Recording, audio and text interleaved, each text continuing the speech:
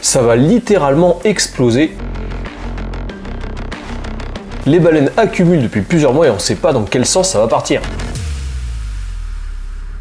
Ce qui est sûr, c'est que demain, ça va péter. Et si je te disais que les jours qui arrivent pourraient tout changer, que les marchés sont vraiment tendus en ce moment et que les gros poissons retiennent leur souffle. Dans moins de 24 heures, la décision d'un seul homme pourrait faire exploser ou faire s'écrouler le marché des crypto-monnaies. Imagine être à quelques heures de l'un des plus gros mouvements de 2025 sur ce marché. Salut à toutes et à tous, c'est le Captain, j'espère que tu vas bien. Accroche-toi bien parce que dans cette vidéo, je vais t'expliquer pourquoi cette semaine n'est pas comme les autres. On va voir ce qui pourrait faire péter ou s'écrouler complètement ce marché, mais surtout on va voir ce que toi tu dois surveiller et surtout contrôler dans les prochaines heures, voire les prochaines journées. Si jamais tu es nouveau sur cette chaîne, pense à t'abonner, à cliquer sur la cloche, mettre un petit pouce bleu si jamais ce genre de contenu t'intéresse. Ici on parle crypto-monnaie et investissement. Tu peux aussi rejoindre mon canal Telegram, je te mets dans la description de cette vidéo. Je partage toutes ces informations là en avant-première. Ça arrive beaucoup plus vite sur Telegram, ensuite c'est déversé sur YouTube. Comme d'habitude et comme chaque semaine, avant de parler du sujet de cette vidéo, on va faire un petit point rapide sur le marché. Du coup, on se retrouve directement sur l'ordi. Allez, on se retrouve sur l'ordi, comme d'habitude on commence par la Bitcoin dominance. Tu vois qu'on suit clairement le scénario qu'on a privilégié dans ces dernières vidéos, une remontée de la Bitcoin dominance pour aller rechercher les 70% à peu près et ensuite partir en altcoin season. Donc là on a une Bitcoin dominance qui se rapproche de plus en plus des 65% et c'est logique puisqu'on essuie une correction depuis plusieurs semaines et bien entendu les liquidités se transfèrent vers l'actif le plus sécurisé des crypto-monnaies, à savoir le Bitcoin. Mais en arrière-plan on est toujours en train d'avoir une cumulation maximum du côté des baleines et surtout on imprime de plus en plus d'USDT et ça c'est aussi un signal de déclenchement d'un gros move dans les jours à venir. Ce que je vais faire, c'est que pour les prochaines vidéos, je vais étendre cette zone-là pour qu'on puisse la voir un peu plus sur le long terme. Ça pourra servir de zone de rebond, de zone de support, si jamais la Bitcoin dominance est amenée à repartir vers le sud. Allez, on se retrouve maintenant sur le graphique du Bitcoin. Donc tu vois que ces dernières semaines, on a clairement été chercher la zone qu'on avait tracée ici. On a fait un joli rebond ici. On a fait un joli rebond dessus. On n'est pas allé percer jusqu'à l'ancien ATH, qui était aux alentours des 69 000 $. On a plutôt fait un rebond au niveau des 74 000 $. Là, on a retraversé cette ligne de tendance et on est repassé au-dessus de la zone qu'on avait tracée, qu'on va aussi étendre pour les prochaines semaines. Et on est en train de ranger un petit peu au-dessus de cette zone-là. Donc pour le Bitcoin, il n'y a pas grand-chose à signaler. Il a fait une belle correction et il a fait preuve de résilience pour remonter au-dessus des points clés. Là où c'est un petit peu plus compliqué, c'est sur le Total 3. Donc le Total 3, je te rappelle, c'est toutes les crypto-monnaies sans compter le Bitcoin et sans compter l'Ethereum. Donc pour toutes ces crypto-monnaies, on a une capitalisation qui se rapproche des 800 milliards de dollars. Mais tu vois que depuis 4 mois, depuis décembre 2024, on est en train de baisser, on est reparti en marché baissier. On ne parle pas encore de bear market, puisqu'on peut tracer ici une ligne de tendance, ligne qu'on a vu tester ici, ici. On l'a cassé à la baisse ici il y a quelques semaines, mais on est remonté au-dessus. Et ce qu'on va faire aussi, c'est qu'on va tracer une zone dans ces parages-là. Voilà, une zone qui a servi de résistance pendant plusieurs mois, qui a été cassée à la hausse lors de l'élection de Donald Trump et qui vient d'être retestée ici. J'ai mis la zone en bas de cette mèche-là pour qu'on puisse surveiller d'éventuels rebonds dans le futur. Donc c'est pas encore gagné pour tout ce qui est altcoin forcément. Il va falloir qu'on tienne cette ligne de tendance si on veut espérer repartir à la hausse et surtout ne pas recasser cette zone-là à la baisse vers le sud. Petit tour rapide sur Crypto Bubbles, on va juste prendre la semaine passée, semaine qui est principalement baissière sur tous les altcoins. On a un Bitcoin et un Ethereum qui restent à l'équilibre et je te rappelle que ces derniers jours on a eu pas mal de manipulations sur tout ce qui est memecoin et il y a eu aussi une fausse impulsion haussière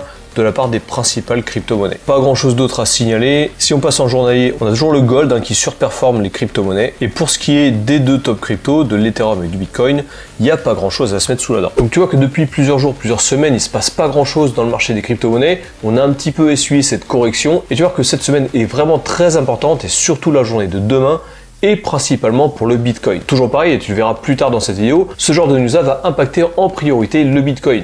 Les altcoins vont suivre, mais comme on l'a vu sur le graphique, tant que le Bitcoin domine le marché, on ne pourra pas avoir de gros mouvements haussiers sur les altcoins. Alors aujourd'hui, on est le 6 mai 2025 et demain, le 7 mai 2025, il va y avoir une news très importante aux États-Unis. Je te mets à l'écran le calendrier des news pour demain, à savoir le 7 mai 2025, et tu vois donc qu'à 20h, il y a le fameux FOMC, qui est le rendez-vous mensuel de la Fed, et la particularité du rendez-vous de ce mois-ci, c'est qu'il arrive tout juste après les grosses négociations qu'il y a eu sur sur les différents tarifs. Je te rappelle que Donald Trump depuis quelques semaines mène une guerre commerciale avec tous les pays du monde et le dénouement commence plus ou moins à arriver. Plusieurs pays ont déjà négocié des tarifs avec les États-Unis et tout l'impact de ces tarifs sur les marchés devrait inciter la Fed à baisser les taux d'intérêt. Donc dans le communiqué du FOMC, il y aura la décision de la Fed sur les taux d'intérêt. Pour l'instant, on a des taux à 4,5% et on verra donc ce que la Fed décide demain à 20h. La Fed, c'est la banque centrale des États-Unis et c'est eux qui donnent le là quand ils révisent leurs taux d'intérêt. Alors pourquoi l'impact sur les taux d'intérêt est important pour le marché des cryptos?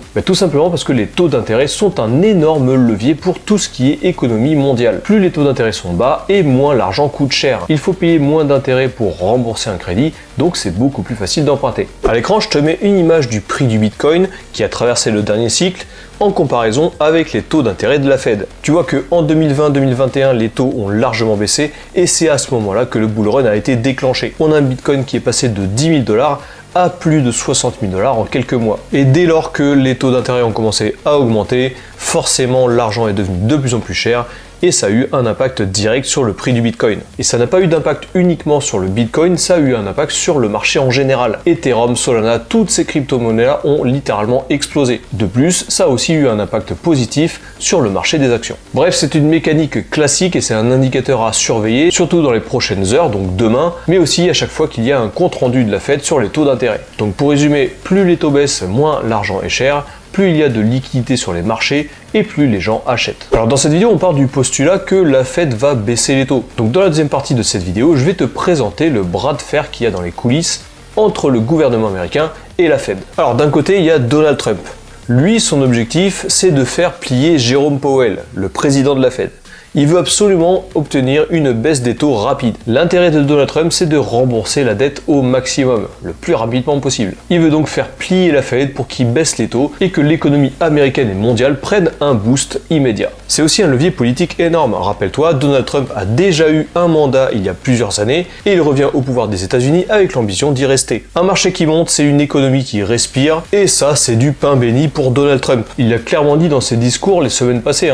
Powell fait du mal à l'Amérique, il faut qu'il agisse maintenant. Mais en face de lui, il y a Jérôme Powell qui tient la barre, c'est lui qui décide. Lui, son rôle, c'est de maîtriser l'inflation, de ne pas avoir des chiffres complètement débiles. Lui, il veut garder la stabilité économique du pays, et tant que tout est dans le rouge, il va pas forcément vouloir baisser les taux. Et du coup, pendant que Donald Trump et Jérôme Powell s'exercent sur ce bras de fer, le marché il est en train de stagner. C'est ce qu'on est en train de vivre depuis la fin de la correction qu'on a eue il y a quelques semaines. On latéralise jour après jour et on se fait royalement chier. Du coup, demain c'est vraiment une date à surveiller, un moment charnière avec ce rendez-vous du FOMC et la décision sur les taux d'intérêt qui arrive juste après cette guerre commerciale des tarifs douaniers. Premier scénario, Powell annonce une baisse des taux. Ça, c'est le scénario rêvé par tous les marchés. Comme je te le disais, les taux d'intérêt baissent, donc l'argent devient moins cher. Les entreprises et les particuliers peuvent investir beaucoup plus facilement. Les particuliers consomment davantage, mais aussi il y a un point d'intérêt supplémentaire. Le dollar sera dévalué. Un dollar qui est dévalué veut dire que des actifs qui sont comparés au dollar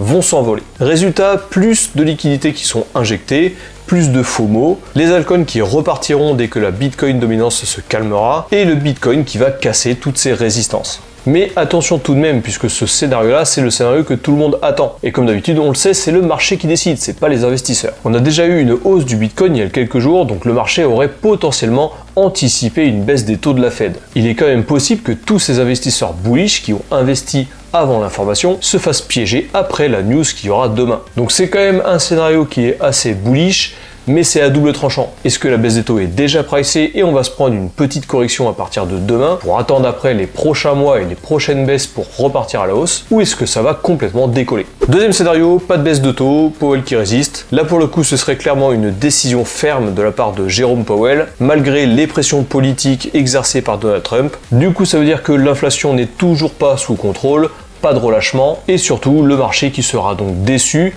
et qui potentiellement pourra partir dans une correction plus profonde. C'est personnellement un scénario que je ne vais pas privilégier, même si comme d'habitude je n'ai pas de boule de cristal et ceci n'est pas un conseil en investissement. Dans tous les cas, il faut faire preuve de prudence. Le marché, c'est lui qui décide.